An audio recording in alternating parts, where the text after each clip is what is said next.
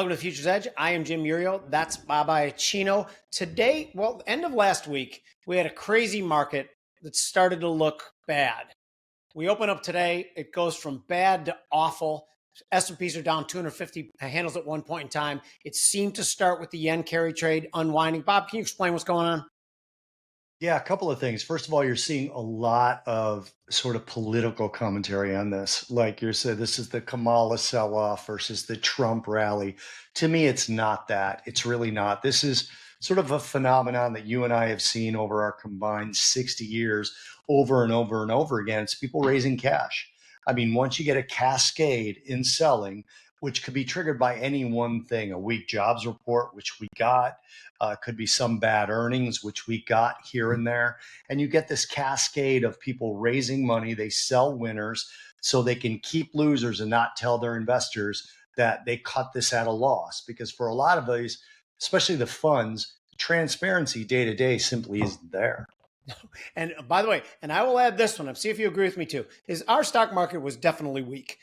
Japan, they raised rates last week. Yep. All of a sudden, everybody and their mother for a year and a half has borrowed money, borrowed yen, sold that yen, bought dollars to invest here. That creates this huge trade where everyone's short the yen. And as soon as that starts to go higher, it squeezes everybody out. And as Bob said, that has a ripple effect around everything. That's a big part of this, or was the stock market the leader, our stock market?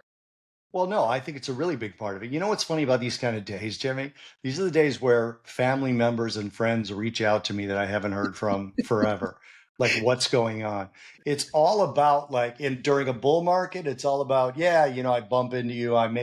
They tell me all about how much they made money on this stock. They were super smart buying this. They were really smart buying that. Then these come and it's like, hey, what's going on? This is not out of the ordinary.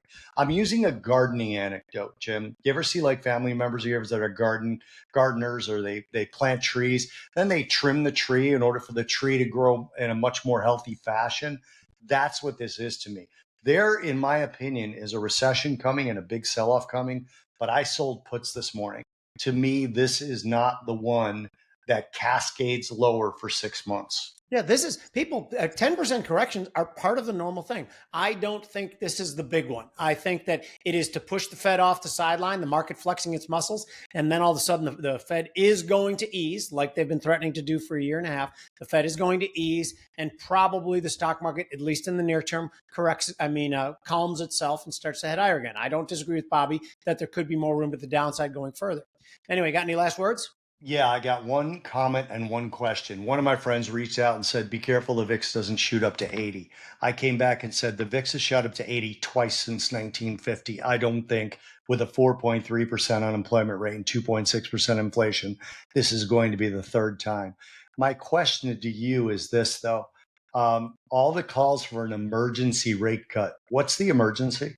There is no emergency. The emergency is that people were losing money and they're like, oh crap, something's got to be done. Yeah, the whole thing is nonsense. There is no emergency economic-wise. And I'm a bear on the economy, but there's no emergency from a macroeconomic standpoint. They can ease at the September meeting and things are going to be just fine. That's all I got for you, buddy. Yeah, this is the Futures Edge. I'm Jim Uriel. That's Bob Chino. Thank you guys for all the support you've given us too. Please like and subscribe to our YouTube channel. We're trying to broaden out from Twitter. We mostly launched on Twitter. We're trying to build up the YouTube base, and with your guys' help, we can do it. Thank you guys very much.